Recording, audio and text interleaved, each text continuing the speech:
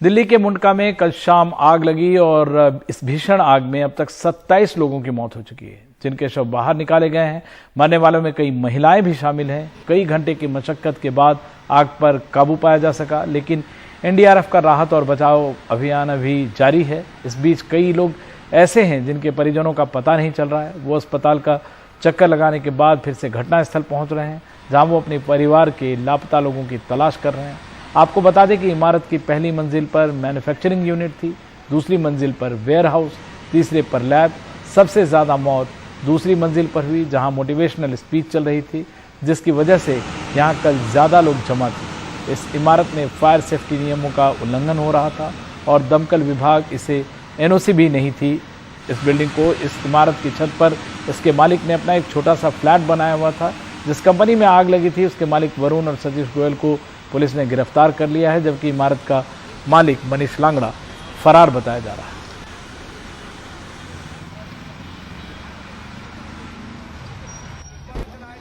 Sir, अभी तक क्या पता चला है इसमें आप यहाँ स्पॉट पे आए हैं? क्या अभी तक इन्फॉर्मेशन मिली? इन्फॉर्मेशन ये मिली कि करीब हमें 5 बजे के आसपास एक कॉल मिली थी। शुरू में हमने 8 फायर टेंडर भेजे थे, बाद में इसको 25 किए, उसके बाद में 30 किए गए। लगभग 100 से ज्यादा आदमी काम कर रहे हैं। आग पे काबू तुरंत पा लिया गया था, बट क्योंकि इसमें बताया गया 30 से 40 लोग वहाँ फंसे हुए हैं, तो सर्च ऑपरेशन अभी हमारा कंटिन्यू है। अभी 27 बॉडी हमें मिल चुकी है। कैजुअलिटी रिपोर्टेड हुई है और अंदर विक्टिम्स भी हैं, अभी भी फंसे होने की पूरी इन्फॉर्मेशन? जी देखिए, अभी हम रूल आउट नहीं कर सकते, क्योंकि बॉडी पूरी चार्ज थी और सामान बहुत ज्यादा भरा हुआ था। कुछ सामान में दब भी सकती है, तो इसलिए हो सकता है अभी और बॉडी मिले। तो हम जो है अभी सर्च ऑपरेशन कंटिन्यू रखेंगे। कॉज ऑफ फायर आपको डिटेक्ट होना कुछ पता चला? अभी देखिए, हमारा सारा फोकस जो था पहले आग बुझाने में था और लोगों को निकालने में था। अभी कॉज ऑफ जो फायर है वो बाद में देखेंगे।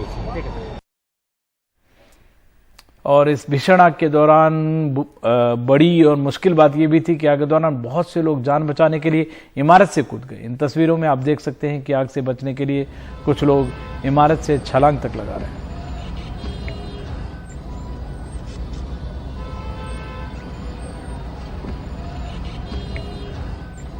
और सीधे चलते हैं घटनास्थल पर, जहां हमारे सहयोगी मुकेश सिंह सेंगर मौजूद हैं। मुकेश, आप लगातार इस घटनाक्रम पर रोशनी डाल रहे हैं। क्या कुछ स्थिति साफ हो पाई है और एनडीआरएफ का जो काम है और कितनी देर तक आपको लगता है चलेगा? कुछ और लोगों के फंसे होने की तो कोई आशंका नहीं? देखिए, आज सुबह फिर से एक बार जो एनडीआरएफ के लोग हैं और फायर डिपार्टमेंट के लोग हैं, उन्होंने इमारत की दूसरी मंजिल पर सर्च ऑपरेशन शुरू किया है और अभी भी ये लगातार जो सर्च ऑपरेशन है वो जारी है।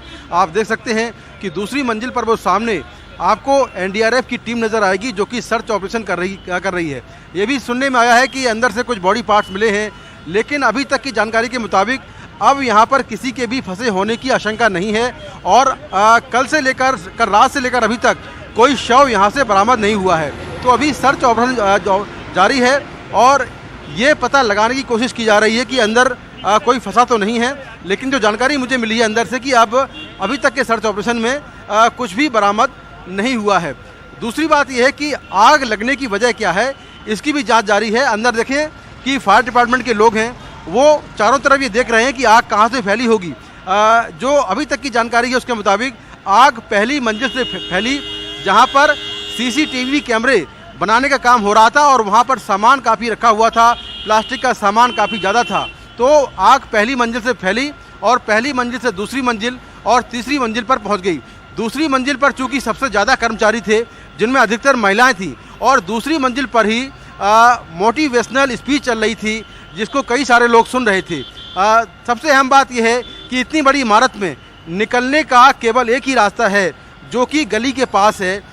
इस सड़क के सामने कोई रास्ता नहीं है निकलने का, क्योंकि जो इस तरह की जो कंपनी होती हैं, उनके जो मालिक होते हैं, वो ये छिपाने की कोशिश करते हैं कि इस कंपनी में कितने लोग काम कर रहे हैं। इसीलिए ये लोग बाहर, इमारत के जो बाहरी हिस्सा है, जो मेन रोड है, वहाँ पर कोई भी निकास नहीं रखते हैं। जो गली है वहाँ पर एक गेट था और छोटा गेट था, इसलिए लोग निकल नहीं पाए। दूसरी बात यह है कि प्लास्टिक का सामान इतना ज़्यादा था कि आग बहुत तेज़ी से फैली। और ये जो पूरी इमारत है, इसके चारों ओर शीशे लगे हुए थे। अब सारे शीशे टूट चुके हैं, लेकिन चारों तरफ शीशे लगे हुए थे। लोगों ने शीशे तोड़े और तोड़ने के बाद कई लोग ऊपर से कूद गए, जिसमें घायल हो गए। इसके बाद फायर डिपार्टमेंट के लोगों ने यहाँ पर हाइड्रोलिक क्रेन लगाई, जो लोकल लोग थे उन्होंने भी काफ़ी हेल्प की और काफ़ी मशक्क़त के बाद लोगों को निकाला गया। लेकिन तब तक 27 लोगों की मौत हो चुकी थी, जबकि 12 लोग घायल हैं। तो अभी इस पूरे मामले की जांच चल रही कि आखिर हादसे की वजह क्या है। लेकिन जो सबसे अहम बात है इस पूरे हादसे में वो यही है कि जो इस इमारत की कोई भी फायर डिपार्टमेंट से एनओसी नहीं थी, बिना एनओसी के यहाँ पर कामकाज जारी था और आग बुझाने के जो उपकरण होते हैं वो भी यहाँ पर नहीं थे। इसीलिए आग तेज़ी से फैली और आग पर काबू नहीं पाया जा सका। अभी यहाँ पर करीब 10 बजे फॉरेंसिक एक्सपर्ट भी आएंगे जो ये जांच करेंगे कि यहाँ पर आखिर कैसे क्या हुआ और क्या कुछ सबूत मिल सकते हैं। तो इसकी जांच के लिए फॉरेंसिक एक्सपर्ट यहाँ पर पहुँचेंगे। इस इमारत में आप देखें कि चारों तरफ प्लास्टिक का सामान किस तरह से फैला हुआ है।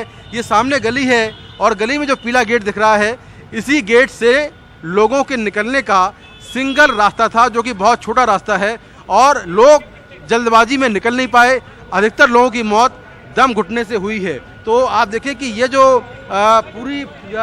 पूरा जो घटनाक्रम है ये काफ़ी चौंकाने वाला है और फिलहाल दिल्ली पुलिस ने केस दर्ज कर लिया है और इस मामले में जो इस कंपनी के मालिक हैं वरुण गोयल और उनके भाई हरीश गोयल, इन दोनों को गिरफ्तार कर लिया है।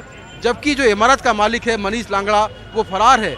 मनीष लांगड़ा इसी इमारत में छत पर उसने एक छोटा सा फ्लैट बनाया हुआ था, उसी फ्लैट में वो रह रहा था, जबकि बाकी जो पूरी इमारत है वो किराए पर दे रखी थी। और इस तरह से पिछले कई सालों से यहाँ पर सीसीटीवी कैमरे और इलेक्ट्रिक वायर बनाने का जो काम था वो जारी था और यहाँ पर ऐसी दर्जनों फैक्ट्रियाँ हैं जिनके पास फायर की एनओसी नहीं है और बिना एनओसी के चल रही हैं।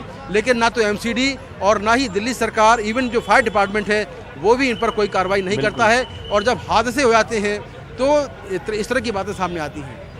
बिल्कुल, पूरे विस्तार से बताने के लिए मुकेश आपका बेहद शुक्रिया। कई तरह की कमियां हैं, एनओसी नहीं थी, फायर सेफ्टी इंतजामात नहीं थे और इस तरह के हादसे कई बार होते हैं और उसके बाद इसकी जांच चलती है। असली वजहों का पता थोड़े वक्त होने पे लगेगा, लेकिन इतना साफ है कि नियमों की अनदेखी हुई है। सरकारी अधिकारी भी इसमें इन्वॉल्व है क्योंकि एनओसी को पूरी तरह से नहीं लिया गया और ये हादसा हुआ है। कई सारी कमियां भी सामने आ रही हैं और इस पर प्रधानमंत्री ने काफी शोक जताया है। गृह मंत्री अमित शाह, अरविंद केजरीवाल सब ने ट्वीट भी किया है। प्रधानमंत्री मोदी का ट्वीट है, दिल्ली में भीषण आग लगने के कारण लोगों की मौत से बहुत दुखी हूं, मेरी संवेदनाएं हैं, शोक संतप्त परिवारों के साथ है, मैं घायलों को जल्दी ठीक होने की कामना करता हूं। ये प्रधानमंत्री मोदी ने ट्वीट किया है।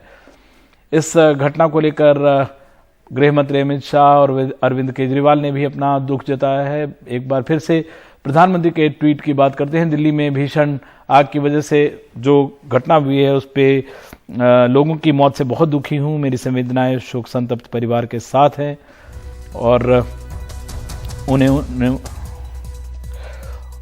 उन्होंने कहा है कि मैं घायलों के जल्दी ठीक होने की कामना करता हूं।